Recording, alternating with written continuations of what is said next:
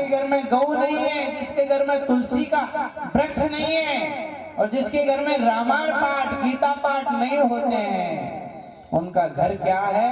नरक का अड्डा है। क्या है? नरक का अड्डा है। पहले हर मनुष्य के घर में क्या क्या होती थी? रामायण के पाठ भी होते थे कि नहीं? सही बताना, किन किन के घर में रामायण के पाठ होते हैं? आज हाथ ऊपर कीजिए। पूरे पांडाल में केवल एक व्यक्ति के घर में रामायण के पाठ होते हैं और गीता के पाठ किसी के भी नहीं होते हैं। तुलसी का वृक्ष तो सबके घर में होगा कि नहीं? बस पूरे गांव में केवल 2-3 लोगों के पास तुलसी का वृक्ष। अरे तो सुनो,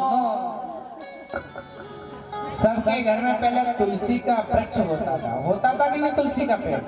हर घर के अंदर गौ होती थी और हर घर में रामायण पाठ होते थे, हर घर में गीता पाठ भी होते हैं। लेकिन आज किसी के घर में नहीं होता है। ना रामायण के पाठ होते, ना गीता पाठ होते, ना तुलसी का पेड़, नहीं गौ है। पहले सबके घर में होती थी तो किसी के घर में पितृ देवता नहीं होते थे और आज सबके घर घर में पितृदेव पुजा रहे हैं। यही कारण है। पहले उनको ये सुन करके रामायण पाठ गीता पाठ सुन करके उनको प्रकट हो रहे हैं। और पितरों की शांति किससे होती है? मुक्ति किससे होती है? मोक्ष किससे होता है? श्रीमद् भागवत से उनको मुक्ति मिलती है और मोक्ष मिलता है। तब जाकर के घर का श्यामो वयम सर्वे श्रीमद् भागवतामृतम्। ये जो भागवत कथा है ना, ये कोई किताब नहीं है, ये क्या है? गोविंद की लीला है। और ये भागवत कथा सुनने के लिए वालों को मिल रही है, फिर भी नहीं सुन पा रहे हैं। देवता भी तरसते हैं भागवत कथा के लिए। सारे देवता मिलकर के कहां पर पहुंच गए? ब्रह्मा के पास पहुंच गए और ब्रह्मा जी से जाकर के कहने लगे, क्या कहने लगे? कि प्रभु ये भागवत कथा हमें दे दीजिए और इसके बदले में आप अमृत का कलश ले लीजिए। अमृत का कलश को लेकर के सारे देवता पहुंच गए हैं और कहने लगे कि प्रभु ये अमृत का कलश ले लीजिए और इसके बदले में आप हमें भागवत दे दीजिए। और क्या कहा कि इस अमृत को पिला करके, लेकिन ब्रह्मा कहने लगे पिल्लगुण्यानि जातानि गौरवेण इदमहे तदा ऋषिगणा सर्वे विस्मयं परमं ययो। क्या कहने लगे कि अरे देवताओं, ये कोई किताब नहीं है, कोई पोथी नहीं है, ये तो साक्षात मेरे गोविंद की लीला है। इसकी तुलना को कैसे कर सकते हैं? इसकी तुलना को कैसे करेंगे? तो साक्षात परमात्मा मेरे गोविंद। तो महाराज क्या हुआ? एक तरफ सारे मुक्ति के साधन और दूसरी तरफ पलने में क्या रख दिया? श्रीमद् भागवत कथा को रख दिया। एक तरफ क्या रख दिया? मुक्ति के सारे साधन रख दिए और एक तरफ भागवत कथा को रख दिया है। तो मुक्ति के जितने साधन थे वो सब हल्के छोटे पड़ गए हैं और भागवत कथा का पलड़ा भारी पड़ गया है और नीचे की ओर झुक गया है। तो परमात्मा ने कह दिया है कि ये कोई किताब नहीं है, ये कोई पोथी नहीं है। बोलिए गोविंद भगवान की जय हो। तो आज ऐसे परमात्मा का जो गुणगान करता है, आज सारे देवताओं को वापस लौटा दिया है, भगा दिया है। ये तो साक्षात कृष्ण स्वरूप है। पर भागवत की कथा तो आप जानते हो, भागवत की कथा के नियम बहुत है, और आप लोग भी अगर नियम से भागवत कथा को सुनोगे तो आपके जीवन का कल्याण हो जाएगा। नियम से सुनिएगा, ऐसा नहीं कि यहाँ पर भागवत कथा सुन रहे हो और घर जाकर के लड़ाई कर, मौन रह करके सुनना है। भागवत कथा 7 ही दिन की होती, 8वें दिन की नहीं होती।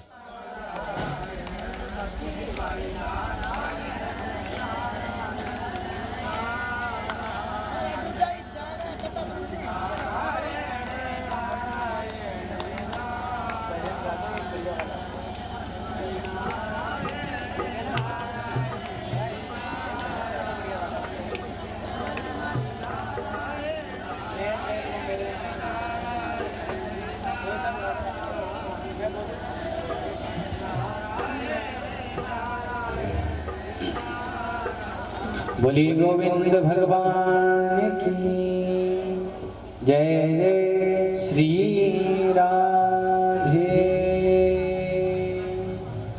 तो ये गोविंद की लीला है, कथा भी आप लोग नहीं सुन पा रहे हैं। ये देवताओं को भी दुर्लभ थी, लेकिन आपके आज ग्रामवासियों को सुनने को मिल रही है। भागवत कथा के बहुत नियम है, नियम से सुनिएगा। 7 दिन एक आसन पर बैठिएगा और आसन लगा करके बैठ करके अपने कानों से सुनिए और जीवन में उतार लीजिए। ऐसा नहीं है कि इधर से सुने और इधर निकाल दी, तो भी फल मिलने वाला नहीं है। सुन करके कहा जीवन में उतारोगे और यहाँ से घर जाकर के लड़ाई नहीं करोगे, वहां फल मिलेगा। और भागवत कथा को बड़े प्रेम के साथ सुनिएगा तो इसका फल अवश्य मिलेगा।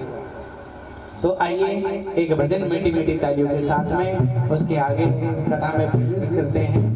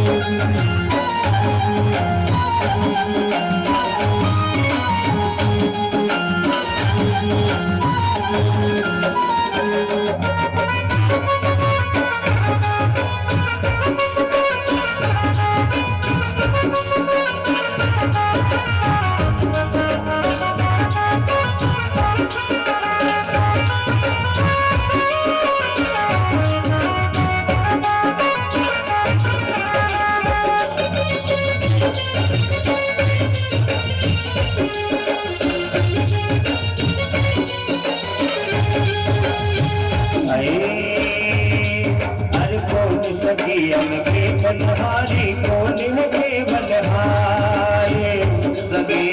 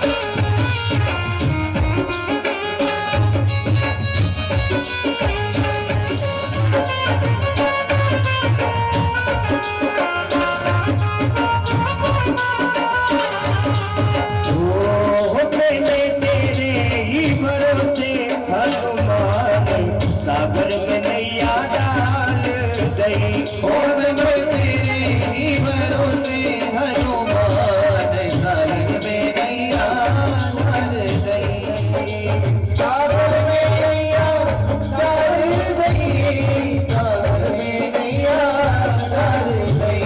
ओ मैंने तेरे भरोसे हनुमान दोनों हाथ दिवाली की जगह ऐसे नहीं, दोनों हाथ बढ़ा दे।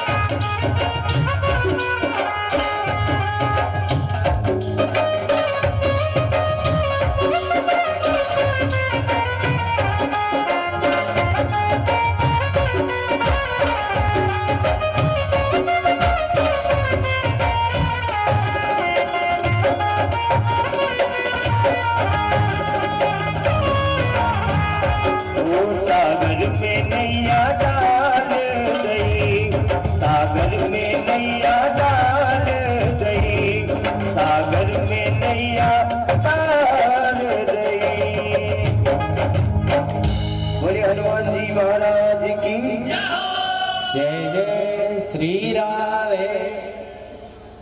देखिए आप कंजूसी मत करिए, राधे राधे तो बोलना ही पड़ेगा, ऐसे नहीं प्रेम से बोलना पड़ेगा। राधे हाँ, धाम की ओर आ रहे हैं तो बद्री विशाल धाम के अंदर चारों भाई सनक सनंदन सनातन संत कुमार विराजमान है। अब क्या चिंता सता रही है, अब हमें बताइए कि कदम ब्रह्मादीन मुका कुतश्चिन्तो तुरो भवान् त्वरिदं गम्यत्र कुत्रश्चे कुत्रश्चागमनम्।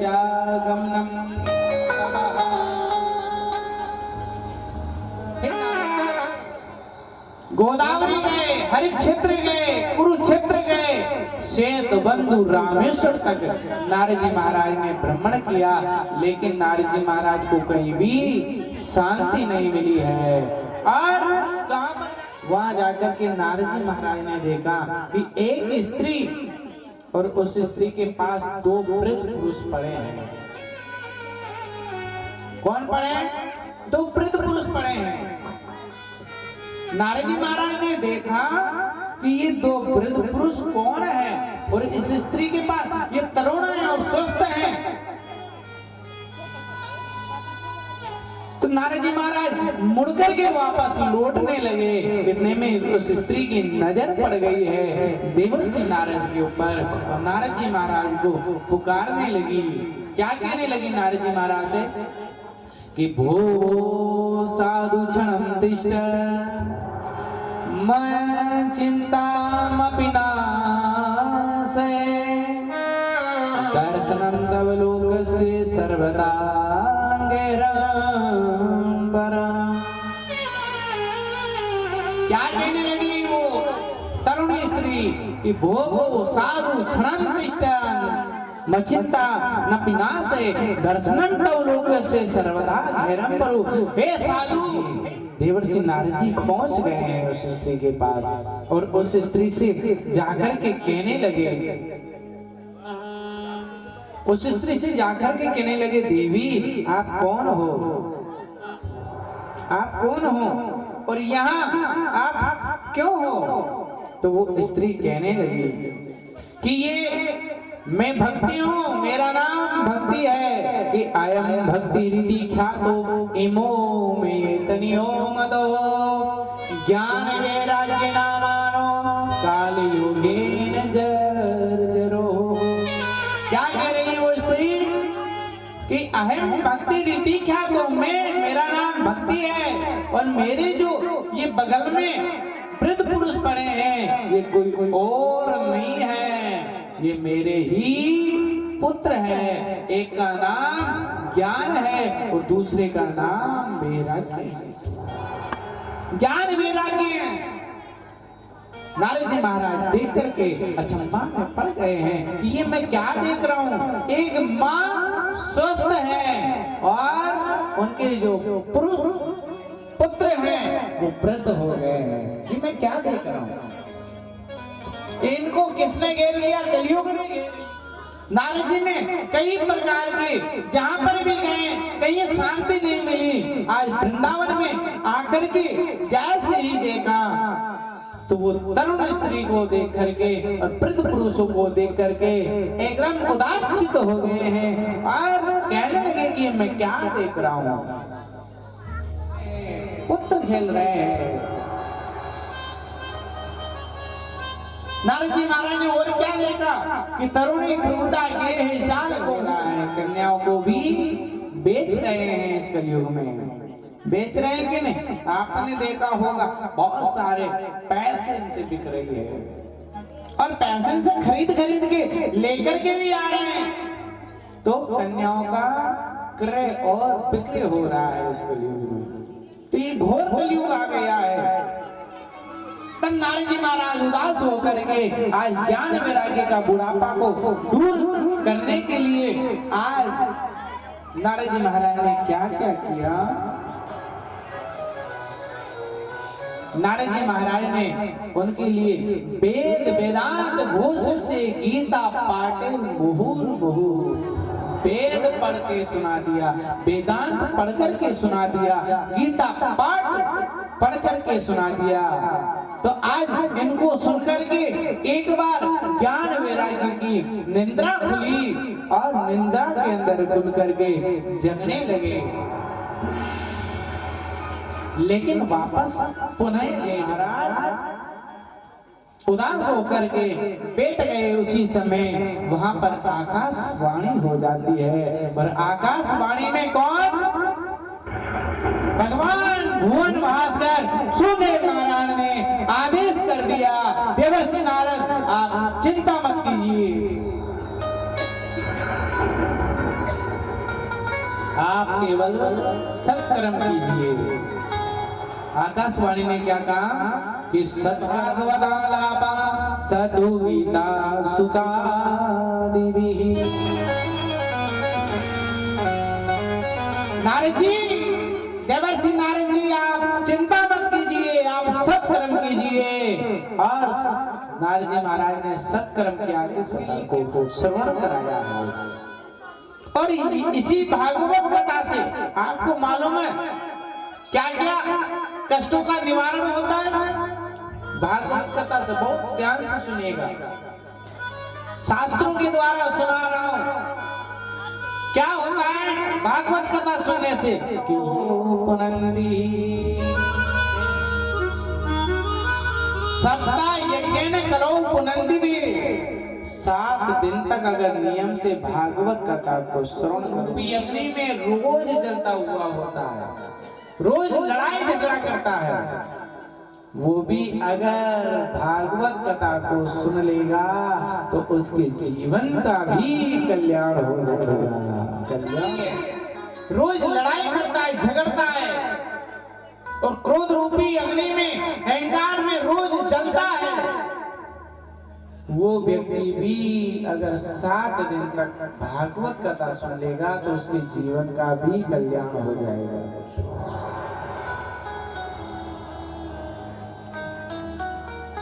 भागवत कथा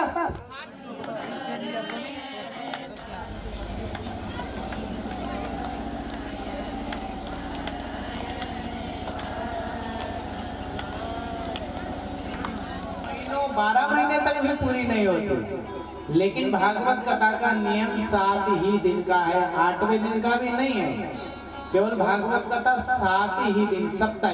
श्लोक क्या कहता है कि सप्ताह यज्ञेन कलो पुनंति ते। 7 दिन की भागवत होती है, 9 दिन की राम कथा होती है। इस भागवत कथा सुनने से जीवन का तो कल्याण होता ही है और हमारे घर का भी कल्याण होता है। आपको मालूम है बहुत सुंदर प्रसंग है, आप बहुत ध्यान से सुनिएगा कि तुंगभद्रा तटे पूर्वम भूतपतन्मोत्तमा यत्र वर्णा स्वधर्मेण।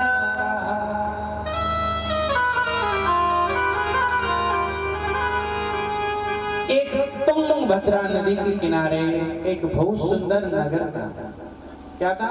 बहुत सुंदर नगर था और उस नगर का नाम था उत्तम नगर। एक बहुत बड़े विद्वान पंडित जी रहते हैं और उन पंडित जी का नाम है, जिनका नाम है आत्मदेव जी महाराज। क्या नाम है? आत्मदेव जी महाराज। बहुत विद्वान है। यताना तथा गुणी, क्या? यताना तथा गुणी, जैसा नाम है वैसा उसका काम भी है। झगड़ने का काम करती है। क्या करती है? खड़ी हो जाती है, आइए प्रभु, आइए महाराज, जैसे कि सती सावित्री हो।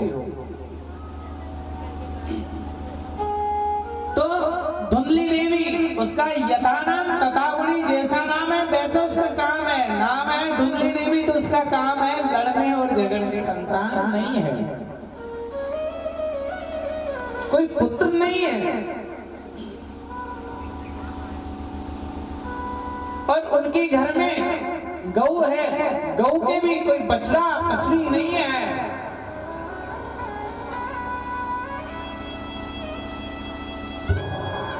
और उनके घर में रोज आत्मदेव जी महाराज गौ सेवा करते हैं तो तुलसी में जल देते हैं, तुलसी की पूजा करते हैं, लेकिन वो तुलसी का वृक्ष भी सूख जाता है। तो एक दिन आत्मदेव जी पंडित जी के घर पर, तो आत्मदेव जी पंडित जी कहते हैं, क्या बताऊं, मैं रोज तुलसी को भी जल देता हूँ, तुलसी की भी पूजा करता हूँ, लेकिन फिर भी ये तुलसी का वृक्ष सूख जाता है। मैं रोज गौ सेवा करता हूँ, फिर भी मैं रोज भगवान की आराधना भी करता हूँ, पूजा पाठ भी करता हूँ, मेरे पुत्र नहीं है। अड़ोस पड़ोसी आत्मदेव जी महाराज को ताने मारने लग गए हैं। तो आत्मदेव जी महाराज का मन उदास हो गया है। आत्मदेव जी महाराज अपने घर को छोड़ करके जंगल की तरफ चले गए हैं, जंगल की तरफ चले गए हैं और जंगल में जाकर के एक वृक्ष के नीचे बैठ गए और वृक्ष के नीचे बैठ करके अपने सिर को पटक पटक करके फोड़ रहे हैं। अब उसी वहीं से एक रास्ता था, उस रास्ते से एक संत महात्मा निकल के जा रहे हैं। संत महात्मा ने देखा,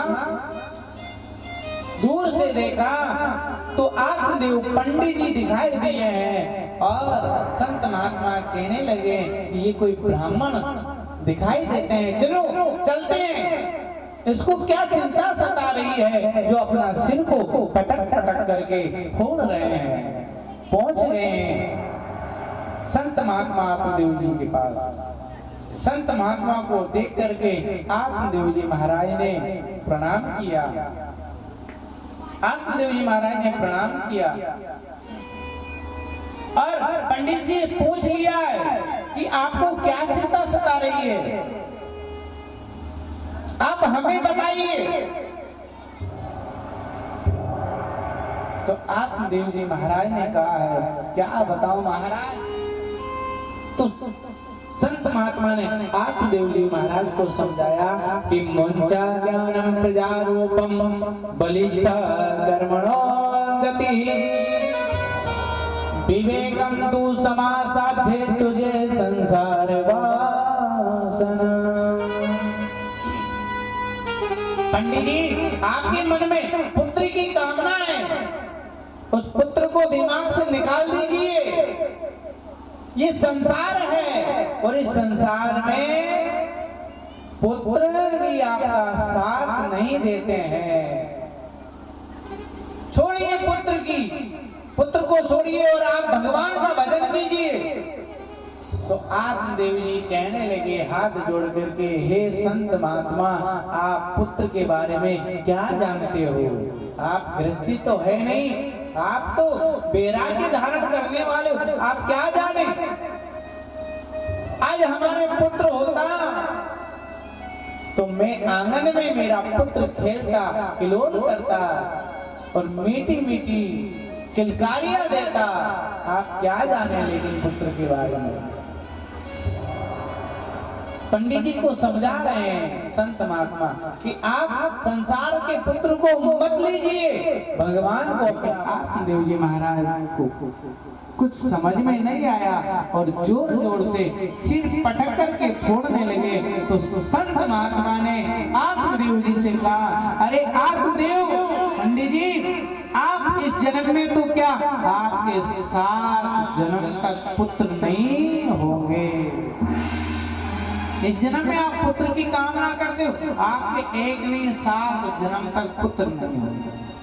जैसे आत्मदेव जी पंडित जी ने सुना तो तुरंत जोर जोर से सिर पटक करके संत महात्मा के सामने मरने लगा, फोड़ने लगा सिर को।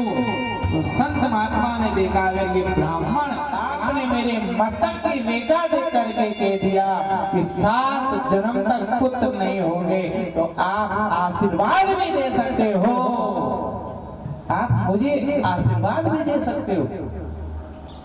अगर नहीं दोगे तो मैं अपने प्राण त्याग दूंगा आपके सामने और आपको ब्रह्म हत्या लग जाएगी।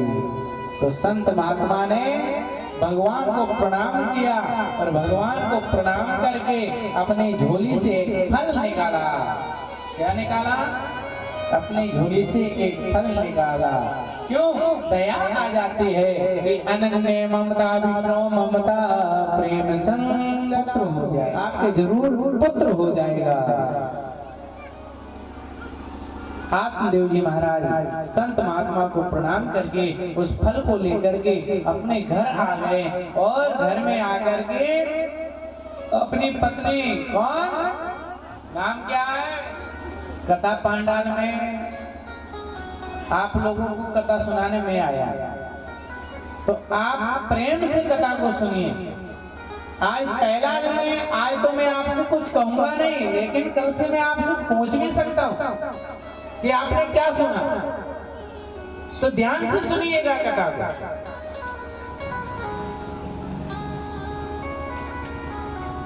आत्मदेव जी महाराज उस फल को लेकर के अपनी पत्नी के पास आ गए और धुंधली देवी से कहने लगे, देवी आप जल्दी से स्नान ध्यान करके पूजा पाठ करके इस फल को खा लीजिए। धुंधली देवी ने देखा और पूछ लिया, प्रभु ये फल क्यों है? और कहा कि इस फल को अपनी पत्नी को खिला दिए, जरूर पुत्र होगा, आप देवी से जल्दी से खा लीजिए। अब जैसे आत्मदेव जी महाराज उस फल को देकर के गए, अब धुंधली देवी के मन में क्या चलने लग गया, मन में सोच विचार आने लग गए। क्या आने लग गए? सोच विचार आने लग गए। और सोच विचार आने लगे तो कैसे सोच विचार आने लगे कि इस फल को मैं खाऊंगी तो सुखदेव जी महाराज तो 12 वर्षों में हुए, कहीं अगर मेरे भी गर्भ के अंदर नहीं जाएगा, मैं तो उस अग्नि में जल करके मर जाऊंगा। यथा नाम क्या है? क्या नाम है? धुंधली देवी। यथा नाम तथा गुणे, जैसा नाम है उसमें आज वैसे गुण भी आ रहे हैं। अगर मैंने इस फल को खा लिया तो मेरे घर में आग लग गई तो मुझसे तो भगा भी नहीं जाएगा, मैं तो उस अग्नि में जल करके मर जाऊंगा। अनेक प्रकार के सोच विचार करने लगे। और मेरे गर्भ के अंदर अगर पुत्र आ गया, बालक आ गया, तो मेरे घर के अंदर इतना धन है, बहुत सारा धन है, अगर मैंने अपनी बहन को भी बुला लिया तो वो पूरा धन को बटोर करके ले जाएगी। इतने में अपनी बहन आ जाती है धुंधली देवी के पास। आज मेरे पति को किसी संत महात्मा ने ये फल दिया है और कहा है इस फल को अपनी पत्नी को खिला दो तो इसे पुत्र हो जाएगा। अब कई बहन ऐसी भी है, कोई सोचती भी है। तो जो बहन आई थी तो बहन ने भी कह दिया, क्या कहा, अरे बहना आप कहाँ इस फल के चक्कर में पड़ गए, और किसने दिया आपको मालूम है? संत महात्माओं का भी ठिकाना नहीं कि वो कहाँ रहते हैं। रमते जोगी बहता पानी, और कभी फलन से होते देखे पूत, कभी फलों से कभी पूत हुए। ये संत महात्मा का ऐसे ही रमते जोगी बहता पानी है। आप एक काम कीजिए, अगर आपको ऐसा लग रहा है तो इस फल को आप अपनी गैया को खिला दीजिए। किसे? गैया को खिला दीजिए। अगर गैया के बछड़ा हो जाए, पुत्र हो जाए, तो आप दोबारा से फल को मंगा लीजिए और खा लीजिए। अब धुंधली देवी यथा नाम तथा गुणी आ गई बात। हाँ बहना तुम ठीक कहती हो, मैं इस फल को गैया को खिलाती हूँ। दोनों बहनों ने मिलकर के उस फल को गैया को खिला दिया।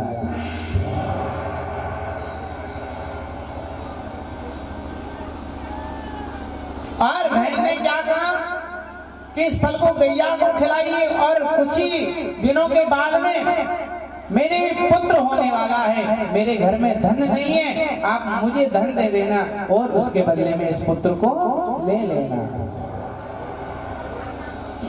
मैं उस धन से अपने पति का मुंह बंद कर दूंगी। और धन से क्या क्या नहीं होता, सब हो सकता है। तो आज धुंधली देवी ने ऐसा ही किया। बहुत दिन तक अपने शरीर पर वस्त्र बांध लिए, वस्त्र बांध लिए। धीरे धीरे जैसे जैसे दिन निकलते गए, और उधर जिस गैया को गौ को फल खिलाया था, आज उसके यहाँ भी पुत्र हो गया है। और देखिए गैया के आज बछड़ा नहीं हुआ है, आज गौ के पुत्र हुआ है। आज 9 महीने निकाल दिए धुंधली देवी ने। देवजी महाराज से कह दिया कि पुत्र हुआ है, पुत्र हुआ है। तो आत्मदेव जी महाराज ने पुत्र की खुशी में नाचते हुए सुस्ति वाचन कराया। आत्मदेव जी महाराज उसको बहुत खुशी हुई है कि मेरे पुत्र हुआ है, बहुत खुशी हुई है।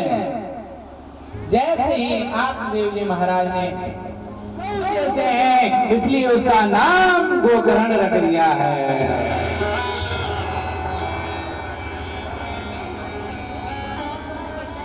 पूरा शरीर मनुष्य जैसा है, लेकिन कान गौ जैसे हैं, इसलिए उसका नाम गोकर्ण रख दिया है। और जैसे ही नामकरण करने गए अपने पुत्र का कि मेरे पुत्र हुआ है, उसका नामकरण कर दूं। जैसे आत्मदेव ने जाकर के कहा है मेरा नाम आत्मदेव है, तो मैं अपने पुत्र का नाम परमात्मा देव रख देता हूँ। क्या रख देता हूँ? परमात्मा देव। जैसे ही कहा तो धुन आप आगे करने के लिए।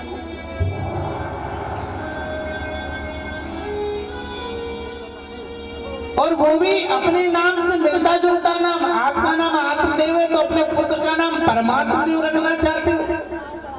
नहीं, ऐसा नहीं होगा। 9 महीने तक मैंने अपने पुत्र को रखा है, तो नाम भी मैं अपने नाम से मिलता जुलता रखूंगी। कहो वैसा ठीक है, आप रखिए अपने नाम से मिलता जुलता नाम। तो आज धुंधली देवी ने क्या नाम रखा?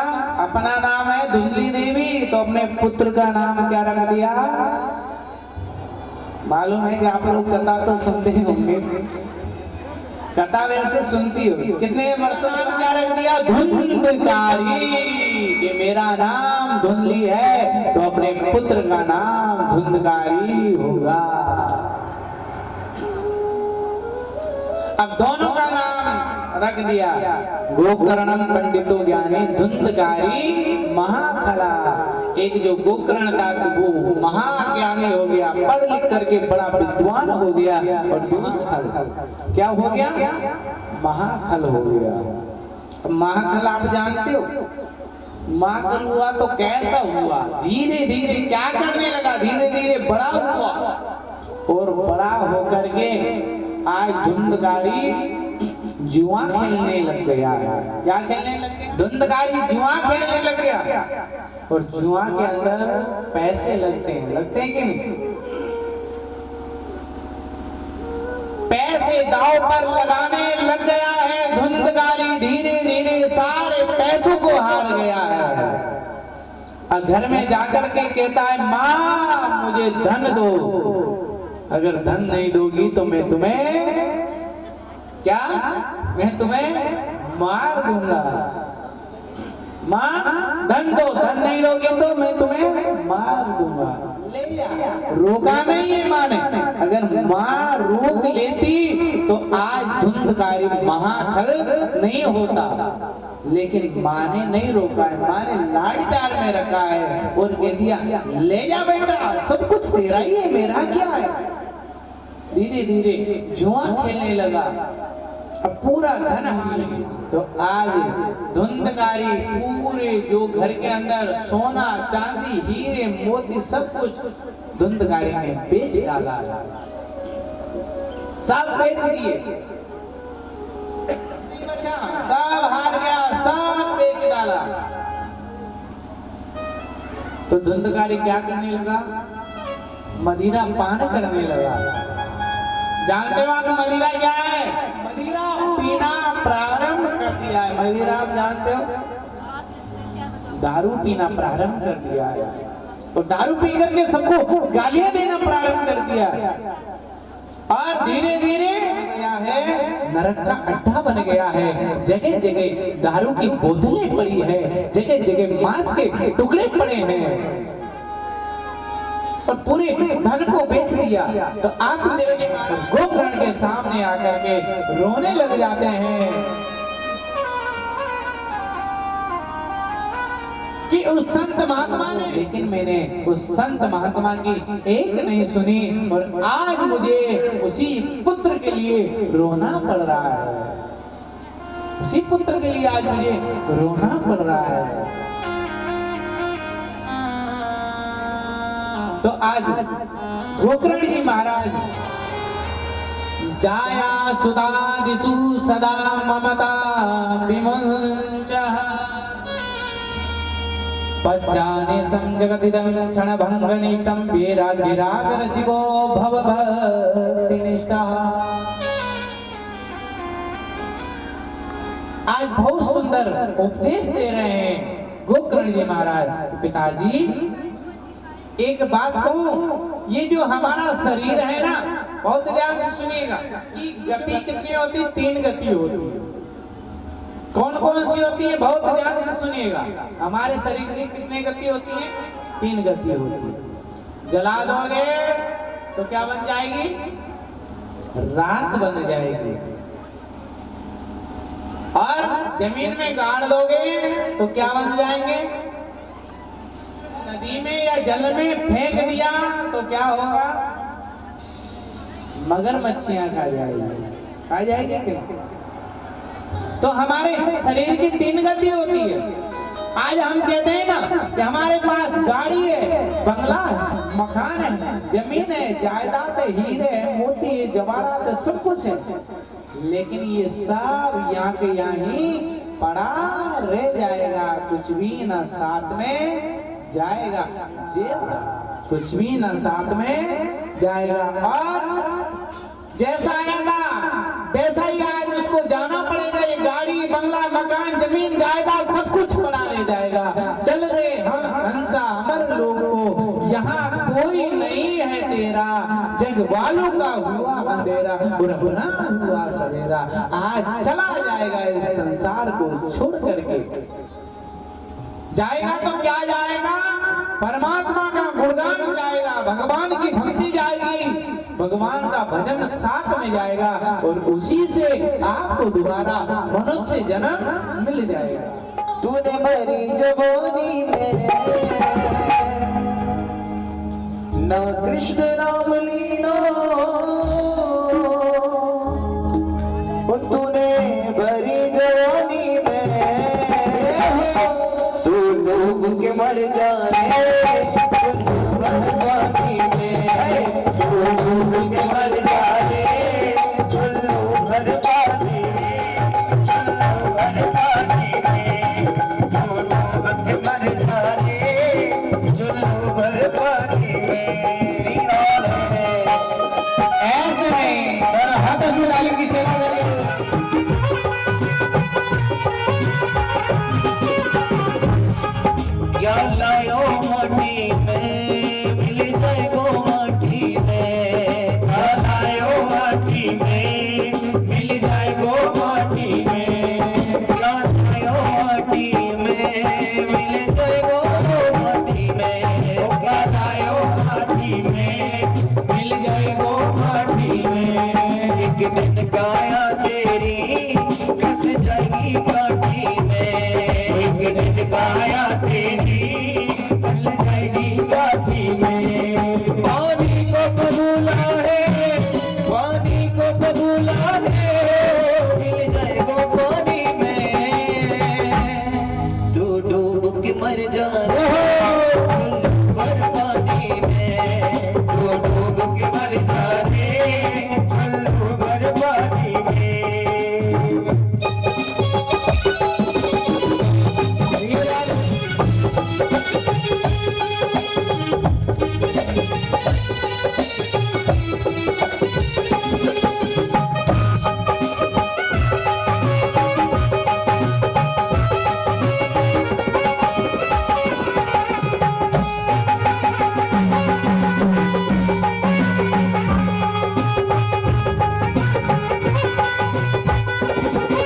यो करता मेरा मेरा या कुछ भी नहीं है तेरा यो करता मेरा मेरा या कुछ भी नहीं है तेरे मेरा वो करता मेरा मेरा या कुछ भी नहीं है तेरा यो करता मेरा मेरा या कुछ भी नहीं है तेरा एक दिन होगा भैया तेरा मन कमा के ले जा रे कमा के ले जा रे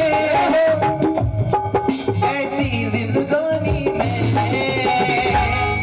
तू डूब के मर जाए भर पानी में तू डूब के मर जाए चलू भर पानी में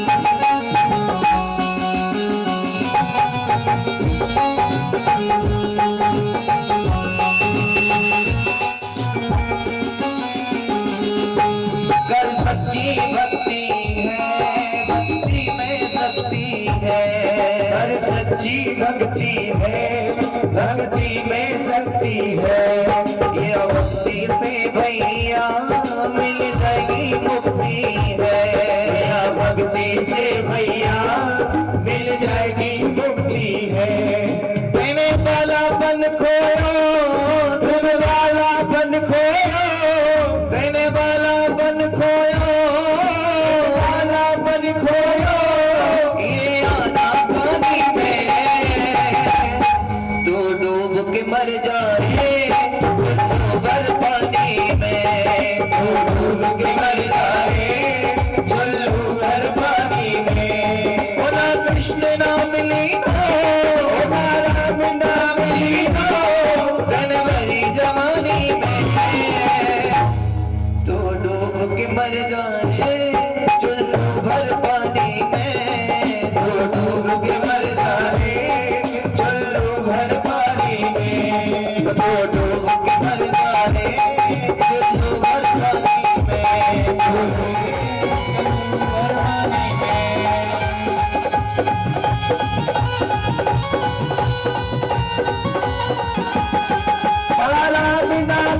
लीनो ना कृष्ण नाम लीनो सुन भरी जवानी में तू डूब के मर जा रे हर पानी में तू डूब के श्री राधे। तो आज गोकर्ण जी महाराज अपने पिताजी को समझा रहे हैं, पिताजी हमारे शरीर की 3 गति होती है, जला दोगे तो राख बन जाएगी। और आज हम कहते हैं ना हमारे पास सब कुछ है, लेकिन वो सब कुछ पड़ा का पड़ा रह जाएगा। हम अहंकार करते हैं तो वो राख भी उड़ जाएगी, वो राख भी उड़ जाएगी। तो पिताजी को समझाया तो पिताजी ने आज देव जी पंडित जी ने लिया अपनी झोली और सीधे जंगल की तरफ चले गए और जंगल में एकांत जगह पर पट वृक्ष के नीचे बैठ करके रोज धुंधकारी परेशान करता है। तो आज धुंधली देवी ने भी मन में विचार किया कि मैं ऐसे दुष्ट नालायक के हाथों से मरना, ये मारेगा मुझे, उससे पहले मैं आत्महत्या कर लेती हूँ। तो धुंधली देवी ने क्या किया, पास में कुआं था और कुएं में जाकर के धुंधली देवी ने अपने प्राण त्याग दिए हैं। आत्मदेव जी भी चले गए, धुंधली देवी ने भी अपने प्राण त्याग दिए। और एक भाई था गोकर्ण जी महाराज भी तीर्थ यात्रा पर चले गए। अब जैसे तीर्थ यात्रा में गई, घर में अब कोई भी नहीं, कौन, धुंधकारी अकेला। अब धुंधकारी ने क्या किया, घर के अंदर 5-5 वेश्याओं को ला करके घर में रख लिया। क्या किया, 5-5 वेश्याओं को घर में ला करके रख लिया है। क्यों, क्योंकि कोई कहने वाला नहीं, टोकने वाला नहीं है। अब 5 वेश्या आई घर में और जैसे घर में आया तो क्या बना दिया है। देखिए बैकुंठ जैसा घर, स्वर्ग जैसा घर आज क्या बन गया, नरक का अड्डा बन गया। क्यों, क्योंकि एक ऐसा पुत्र को जन्म दिया है धुंधकारी को, महाखल हो गया, उसने नरक बना दिया है। आज 5-5 वेश्याओं ने मिलकर के धुंधकारी से कहा, वैश्या किसकी भूखी है, धन की भूखी है। धुंधकारी से कहा जाओ धन लेकर के आओ। अब जब चोरी करने लगा, डकैती डालने लगा, बड़े बड़े राजाओं की चोरी करके लेकर के आता, मस्तक पर काली पट्टी बांधता है और चोरी करने निकल जाता है, हाथ में तलवार लेकर के, और चोरी करके जब वापस लेकर के आता है, धन इकट्ठा कर दिया, बहुत सारा धन इकट्ठा कर दिया। तो 5 वेश्याओं ने मिलकर के धुंधकारी को खटिया से बांध दिया है, रस्सी से बांध दिया और बांध करके बड़े बड़े अंगारे लेकर के 5 वैश्या आई और 5 वैश्याओं ने धुंधकारी के मुख के अंदर, मुंह में आज जलते हुए अंगारे भर दिया है। आज धुंधकारी तड़प करके धुंधकारी के भी प्राण निकल गए हैं। क्या निकल गए, प्राण निकल, वहां से निकल गई है। 5 वेश्या धन को लेकर के निकल गई है। जैसे ही गोकर्ण को पता चला कि मेरे भाई धुंधकारी की मृत्यु हो गई है, तो गोकर्णी महाराज ने क्या किया, और जैसे ही गोकर्णी महाराज वापस आए तो गोकर्णी महाराज के सामने कभी भेड़िया बन करके खड़ा हो जाता है, कभी कुत्ता बन करके भूखने लगता है, कभी क्या बन करके खड़ा हो जाता है। गोकर्ण जी महाराज को डराने लगा और मंत्र पढ़ करके जैसे छींटे दिए तो तुरंत हाथ जोड़ करके कौन खड़ा हो गया कि अयं भ्राता तुदोस्मिन् धुंधकारी नामतः सुखीनेव दोषेण ब्रह्मत्व हो गया कि मैं आपका भाई, मैं आपका भ्राता। गोकर्ण जी उस पाप की वजह से आज मैं क्या बन गया हूँ, प्रेत बन गया। बहुत ध्यान से सुनिए, प्रेत कब बनता है, 50-60 वर्ष से पहले की उम्र के अंदर अगर कोई मर जाता है तो प्रेत योनि में चला जाता है। फांसी लगा करके कोई व्यक्ति मरता है वो भी प्रेत योनि में जाता है। जल में डूब करके मरता है वो भी प्रेत योनि में जाता है, प्रेत योनि में जाता है। और ये इतने दुखी रहते हैं, बहुत दुखी रहते हैं, तब जा करके हमें दुखी करते हैं, हमें भी यही परेशान करते हैं। क्यों करते हैं परेशान? क्योंकि इनकी शांति और इनकी मुक्ति और इनकी मोक्ष नहीं मिलता है, इसलिए ये हमें परेशान करते हैं। इनकी मुक्ति के लिए, मोक्ष की प्राप्ति के लिए किसी समय वहां पर आकाशवाणी हो जाती है और आकाशवाणी में आदेश हो जाता है। क्या आदेश होता है? आकाशवाणी क्या कहती है कि श्रीमद् भागवतान मुक्ति सप्ताहे वाचनम करो। क्या कह रही है? धुंधकारी की मुक्ति और मोक्ष की प्राप्ति हो जाएगी। तब जाकर के गोकर्ण जी महाराज ने सुंदर सा व्यास मंच बनाया और सुंदर सी व्यास गद्दी बना करके आज गोकर्ण जी महाराज अपने भाई धुंधकारी के निमित्त आसन दे देते हैं। और इसमें धुंधकारी जो प्रेत देवता है वो प्रेत देवताओं का आसन होता है, स्थान होता है। आपको मालूम है ना, बांस को जलाया नहीं जाता है। जलाते हैं क्या कोई? नहीं जलाते। क्यों नहीं जलाते? क्योंकि पितृ देवताओं का बांस के अंदर भी वास होता है। आसन दे दिया और धुंधकारी के निमित्त 7 दिन तक भागवत कथा को श्रवण कराया है। जैसे पहले दिन की भागवत हुई तो पहली ग्रंथि फट गई, दूसरे दिन की भागवत हुई तो द्वितीय ग्रंथि फट गई, तीसरे दिन की भागवत हुई तो तीसरी ग्रंथि फट गई, चौथे दिन की कथा हुई तो चौथी ग्रंथि फट गई, 5वें दिन की भागवत हुई तो 5वीं ग्रंथि फट गई, 6वें दिन की कथा हुई तो 6वीं ग्रंथि फट गई। जैसे 7वें दिन की कथा को सुन करके सब ग्रंथि फट करके धुंधकारी हाथ जोड़ करके खड़ा हो जाता है और कहने लगता है, भैया आपने मुझे मोक्ष की प्राप्ति, मुझे मुक्ति दिलाई है, आपने मेरे ऊपर बहुत बड़ा एहसान किया है। भैया मैं आपके गुणगान को कभी जीवन में भूलूंगा नहीं। आपने मेरी मुक्ति और मोक्ष की प्राप्ति कराई है, मुझे प्रेत योनि से निकाल करके मुझे मुक्ति दिला करके मुझे भगवान के धाम में आपने पहुंचाया है। भैया आज गोकर्ण जी महाराज के लिए, गोकर्ण जी महाराज ने भागवत कथा सुनाई तो धुंधकारी के लिए बैकुंठ से क्या आया है मालूम है आपको? रोक लेते हैं। कौन रोक लेते हैं? क्योंकि गोकर्ण जी ने भागवत कथा सुनाई तो धुंधकारी थोड़ी था, वहां सभी लोग थे।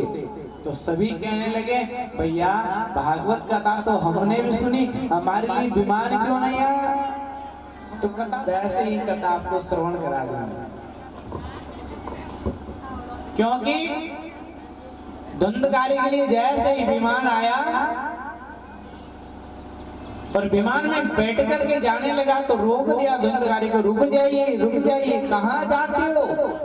कथा तो हमने भी श्रवण की, तो हमारे लिए विमान क्यों नहीं आया? श्रोता और दूसरा है सरोता और तीसरा है सोता। बहुत ध्यान से सुनिएगा। अब सच्चा श्रोता क्या काम करता है? सच्चा श्रोता, सरोता तो साव सपारी को काटता है। किसे काटता है? सपारी को काटता है कि नहीं? अब तो शायद दिखाई कम देते हैं क्योंकि कम खाने लगे सुपारी। कटी हुई सुपारी बहुत कम लोग खाते हैं, पहले हर लोग खाते थे कटी हुई सुपारी। तो वो सरोता है। अब वो सरोता से क्या, तो कथा का आनंद नहीं ले पाओगे। क्यों? क्योंकि वो सरोता का काम कर रहा है, अंदर सपारी को काट रहा है, इधर यहाँ पर बैठ करके काटता है कि टेंट अच्छा नहीं है, बैठने के लिए गद्दे नहीं है, अभी पंडित जी ने कोई दृष्टांत दिया ही नहीं है, और कोई कलाकारों ने भजन अच्छा सा नहीं सुनाया, तो वो क्या करता है? कटिंग करता है पंडाल में आकर। तो आप सरोता मत बन के आइए, आप बन करके आइए सच्चा श्रोता, क्योंकि श्रोता काटता है और श्रोता कथा सुनता है। तो सच्चा श्रोता बनिए, क्योंकि कटिंग होगी तो आनंद नहीं ले पाओगे, आपके जीवन का और आपके घर का कल्याण हो नहीं पाएगा और आपको फल मिलने वाला नहीं है। अगर फल की इच्छा रखते हो तो अपने कानों से कथा को श्रवण करो और जीवन में उतार लो तो आपका जीवन धन्य हो जाएगा। ताली ऐसे नहीं बजती है।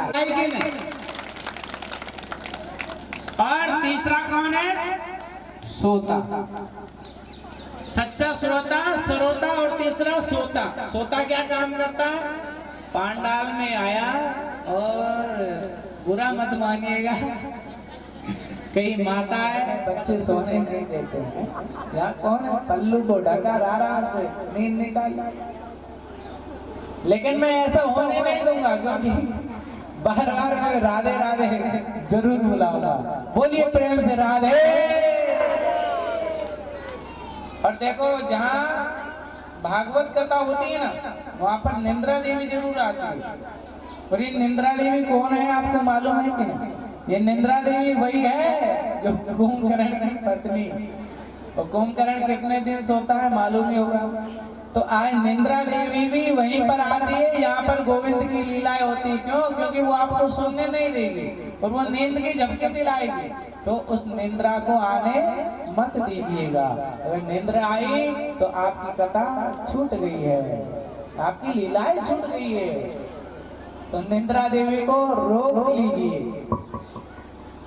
तो वो सोता है, जो आया और पल्लू लगा करके आराम से सो गया है। और कई खंबे लगा करके भी सोते हैं आराम से, हैं?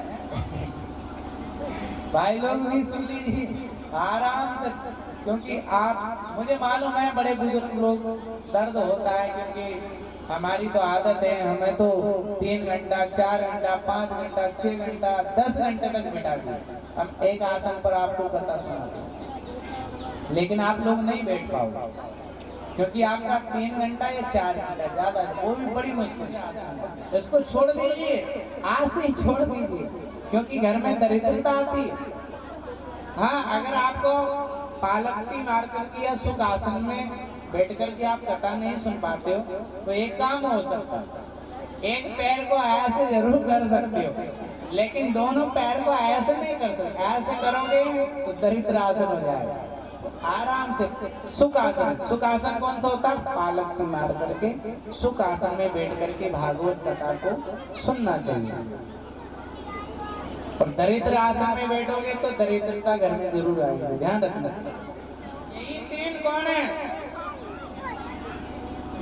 गाय, सोता, इसी प्रकार गाय, भैंस और बकरी। अब आप समझिए कि आप क्या हो, हैं?